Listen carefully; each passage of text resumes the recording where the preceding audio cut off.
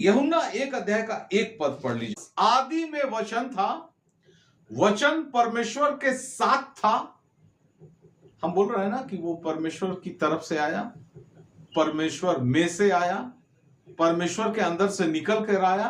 तो परमेश्वर के साथ कौन था? यहां स्वर्गदूत की बात नहीं हो रही है, ना किसी थर्ड पर्सन किसी व्यक्ति की बात हो रही है। यहां बात हो रही है कि परमेश्वर के साथ वचन था और वही वचन परमेश्वर था। 14 पद को भी पढ़िए। और वचन देहधारी हुआ और अनुग्रह और सच्चाई से परिपूर्ण होकर हमारे बीच डेरा किया।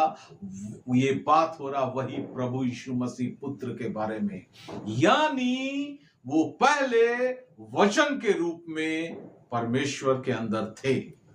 परमेश्वर यहोवा, परमेश्वर एलोहिम, उनका वचन, उनका आत्मा, ये तीनों एक साथ थे।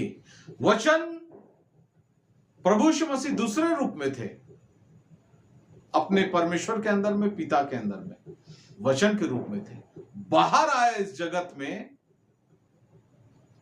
मनुष्य बनकर, देहधारी होकर, तब वो पुत्र कहलाए और उनका नाम प्रभु यीशु मसीह था, वचन कहता है। तो मेरे प्रियो भाइयों, बहनों, बच्चों, दोस्तों, और वो संसार के लोग जो इस प्रश्न को उठाते हैं कि प्रभु यीशु मसीह पुत्र कैसे?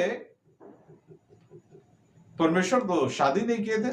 बिल्कुल, ये तो परमेश्वर इस बात को समझने के लिए ही इस संसार का रचना किए, आदम हवा को बनाए और उनको, उनके अंदर से संतान की उत्पत्ति का ये प्रोसेस चालू किया और वो पुत्र कहलाता गया, पुत्र कहलाता गया। हर माता पिता का एक पुत्र। देखिए, ट्रायंगल वहां भी है, माता पिता पुत्र, माता पिता संतान, माता पिता पुत्र या पुत्री संतान, और परमेश्वर पवित्र आत्मा पुत्र प्रभु यीशु मसीह।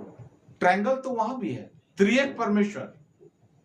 तो हमें पुत्र को समझने के लिए माता की आवश्यकता नहीं है, माता की आवश्यकता इस पृथ्वी में है, संसार में समझने के लिए दिया गया है, संसार के रिश्ता को कायम रखने के लिए दिया गया है। स्वर्ग के लिए ऐसी बात नहीं होती। लेकिन मेरे प्रिय भाइयों बहनों, परमेश्वर के अंदर से निकलकर जो उनका वचन देहधारी होकर जगत में आया, परमेश्वर ने संबोधन में उनको पुत्र कहा, ताकि दुनिया समझ ले पुत्र उसी को कह सकते हैं जो पिता के अंदर से निकल के आता है। और हम अपने संसार में अपने संतान को पुत्र इसीलिए कहते हैं कि हमारे अंदर से निकलकर वो जाता है।